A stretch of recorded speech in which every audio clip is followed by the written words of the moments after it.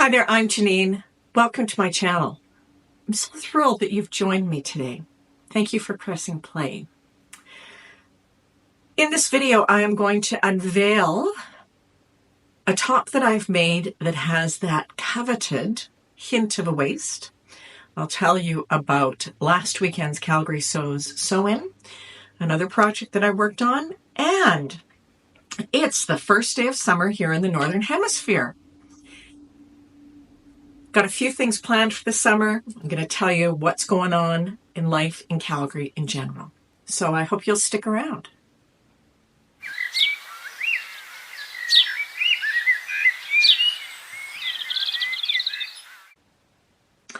When I was in my teens and 20s and into my 30s, I would occasionally look at older women and I would think to myself, I'd never say this out loud, why don't you have a little bit of self-respect?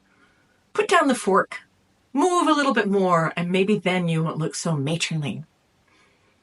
Well, I would love to sit down with that girl and give her a little smack on the hand and let her know that in spite of our best efforts, our body changed. And this year, I bought several different patterns that I am hoping will create a silhouette that's pleasing to my eye and camouflages. I'm going to say camouflage because I would love to have a waist again, but camouflages the fact that my waist has moved north and my bust has moved south. Today I am wearing a top made from one of those patterns, and that pattern is New Look 6673. And I made this version, and you can see this top has a shaped peplum. It has princess seams. The bodice is lined, and it has an invisible zipper in the back. Lately, I've sewn a lot of patterns that have built-in cup sizing. Cashmerette, Love Notions, mostly other indie patterns. And like most Big Four patterns, this one does not have cup sizing. Of course, I checked the finished garment measurements, and the largest size, the size 22, definitely had enough ease for my bust. On the day that I was cutting this out, I was feeling either not very confident or I guess I just wanted to have a great deal of ease because I wound up cutting the 22 and then I did an FBA. So my plan was to wind up with about 49 inches for the finished bust. I figured that would give me plenty of ease. It did give me plenty of ease. But when I do this the next time, there are a couple of things I'm going to change because I had so much ease. So this is the 22. So the shoulders are big. Next time, I'm just going to bring this in a little bit so that everything is in. This is fine, but it might be a little bit better so that everything is in a little bit. I also have a lot of excess fabric right here. So although nothing shows under my arms, there's excess fabric here. So I will bring that in as well. And the one thing that I did after I had sewn this together and I tried it on is I removed some of the volume here. That's another age-related thing. We often have to remove volume from the top of the princess seam. This pattern for the main fabric only needs 1 meter of fabric or 1 1/8 yard. And then you use lining fabric for the bodice. It's simple to sew. I think it's a nice style and shape. I have another piece of fabric. I'm planning to make another version of this very quickly and make these slight changes. And it will be good for every day in summer. This particular fabric feels a little bit dressy to me. It probably shouldn't, but I guess it depends on how I style it. Early in the year, someone asked me if I could maybe give some ideas of how I style different things. So that's what I'm going to do. I'm going to show you how I would wear this and why I like the look and why I don't. So I'm going to pop that in now. This is how I would style this top every day, most days. I am wearing ready-to-wear dark indigo wash stretch cropped pants. I know I said I wasn't going to wear cropped pants. However, they're perfect for this climate. I'm not going to wear shorts, and I'm not going to wear long pants. And flat sandals. I wear a lot of flat sandals. These are from Talbot's. If you're in Canada, I bought these this week. They're just pull on, and they've got like the yoga waistband. Super dark indigo wash. I got these at Reitman's. I haven't shopped at Reitman's in decades. They're regular $49.95, 50% off right now. So I paid $25 for these. I may go get another pair. They also have them in dressier fabric in colors. White, light blue, I think they had coral, several different colors, but they're all 50% off. And honestly, I can't make pants for $25, and these fit pretty well. So this is how I would wear these every day. Here's another option. I made these pants a couple of years ago. Don't remember the pattern number. I'll pop it down below. These pants have a flat front, waistband, and then elasticated at the back. They're linen, so they're super creased. That's just the way it is. But I would certainly wear this top with these pants. I think that they work well together. And again, with flat sandals. I also have a couple of pairs of nice leather trainers that I would wear with something like this. If I was going out and I wanted to be really dressy, I've got sparkly gold slides that I could wear with this. Excuse me. I don't have a skirt that would work with this top. All my skirts are prints. However, if I had an A-line knit skirt that came to like here, or a woven skirt too, that's probably what I'd wear with this. That would probably be a really nice look if you're out traveling and you're hitting the tourist sites. So that's how I would style this top. For a future styling idea, I have this plum ponte. I have 2.5 meters of this, and I had originally thought that I could make pants to go with this fabric. Just don't know if I'm going to wear plum ponte pants. But that would be another styling idea with this, just loose knit pants. Speaking of pants, in my last video, I showed you a piece of double gauze that I got in the Closet Core mystery box. And I had no idea what to sew with it, and I asked you for your suggestions.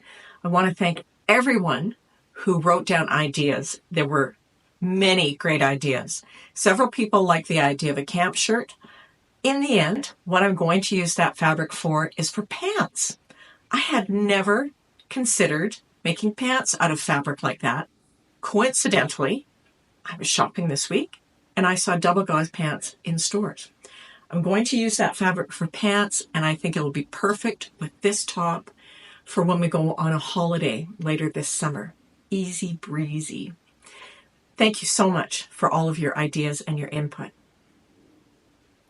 Last weekend, Calgary Sews had a sit and sew, a day of sewing, a sew-in, whatever you want to call it, where we rented a community hall and everybody brought their machines and their projects, and we all just worked on whatever we wanted to work on.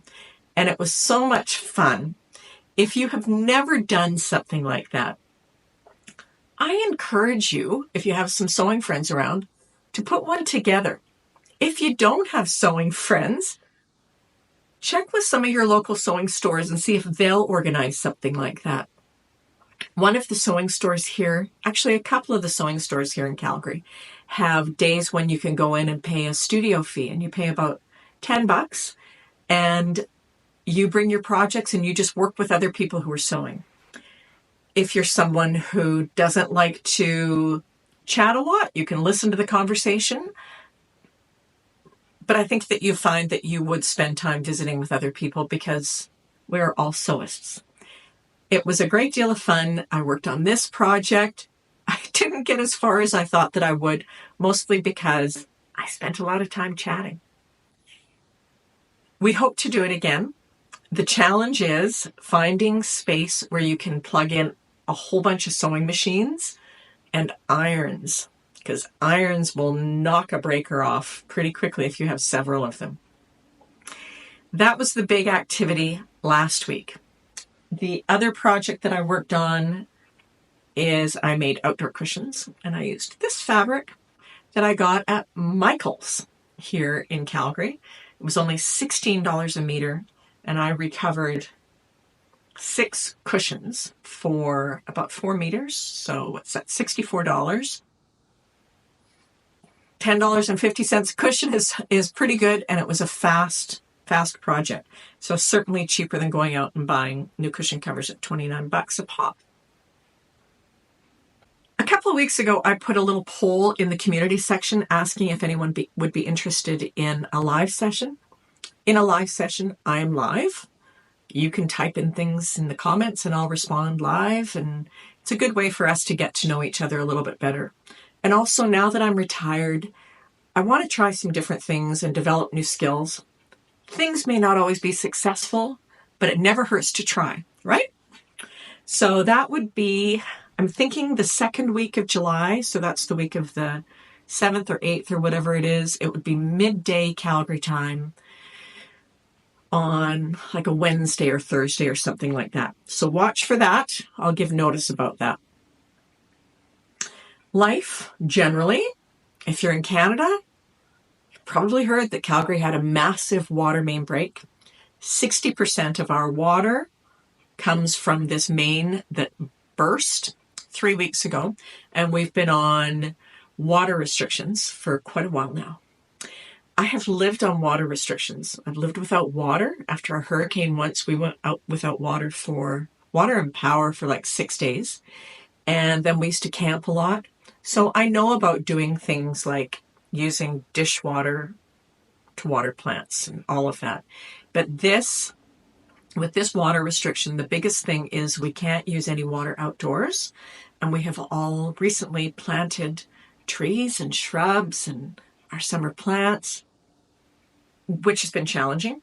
So using lots of gray water to water things outside, hoping the neighbors are not looking at you to see what you're doing so that you get a fine.